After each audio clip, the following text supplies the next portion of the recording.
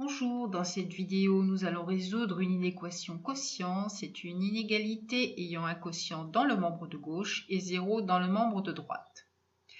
Les solutions d'une inéquation est un ensemble de valeurs données sous la forme d'un intervalle.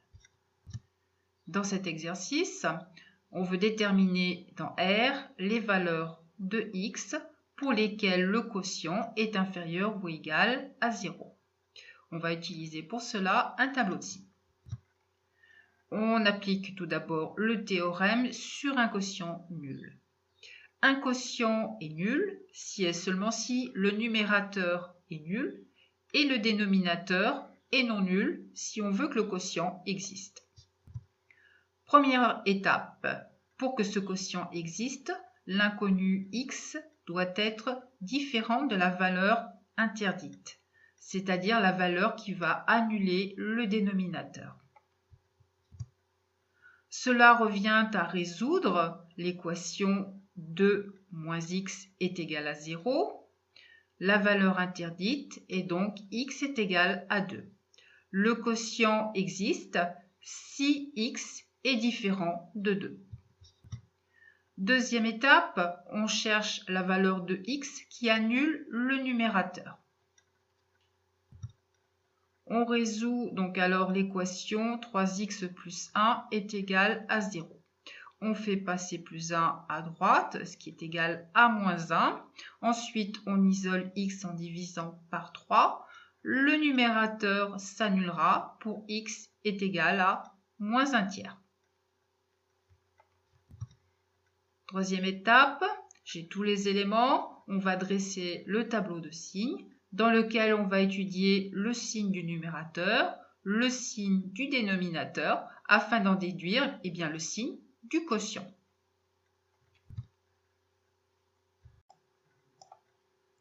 Étudier le signe du numérateur revient à étudier la position relative de la droite d'équation réduite y est égal à 3x plus 1 par rapport à l'axe des abscisses. La pente de la droite est égale à 3, c'est positif, donc la droite monte lorsque x varie de moins l'infini à plus l'infini. D'après la lecture graphique, de gauche à droite, la droite est d'abord sous l'axe des abscisses, dans la zone moins, ce qui correspond donc à moins dans mon tableau de signes, lorsque x est inférieur à moins 1 tiers. La droite coupe l'axe des abscisses en moins 1 tiers, ce qui correspond à 0 dans mon tableau. Et la droite est au-dessus de l'axe des abscisses dans la zone positive. Donc, le facteur sera positif lorsque x est supérieur à moins 1 tiers. De la même manière, le dénominateur a pour représentation graphique la droite d'équation réduite y est égale à 2 moins x.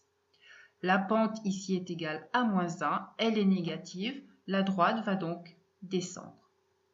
D'après la lecture graphique, toujours de gauche à droite, pour x inférieur à 2, la droite est au-dessus de l'axe des abscisses dans la zone positive.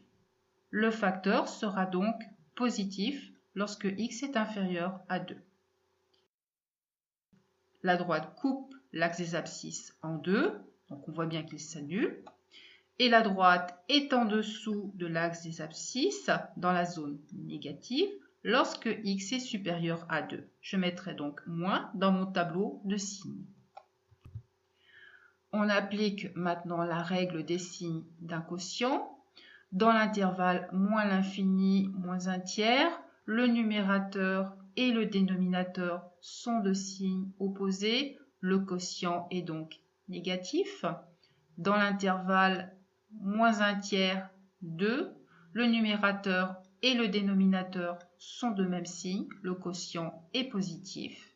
Et dans l'intervalle 2 plus l'infini, j'ai encore mon numérateur et le dénominateur qui sont de signes contraires. Le quotient sera donc négatif. Le quotient s'annule en x est égal à moins 1 tiers Et je sais que le quotient n'existe pas si x est égal à 2, qui est la valeur interdite et qui est représentée par une double barre dans le tableau. On surligne les cellules du tableau où le quotient est négatif, puisque c'est ce que je veux résoudre dans R. Donc, ce qui correspond à la réunion de deux intervalles, donc moins l'infini moins un tiers, et l'intervalle 2 plus l'infini. L'égalité est au sens large.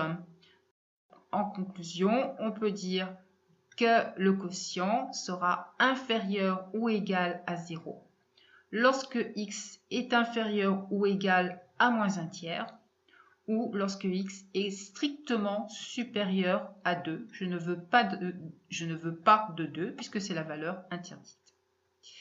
Bien, nous avons terminé cette vidéo. Je vous remercie de votre attention. Je vous dis au revoir et à très bientôt.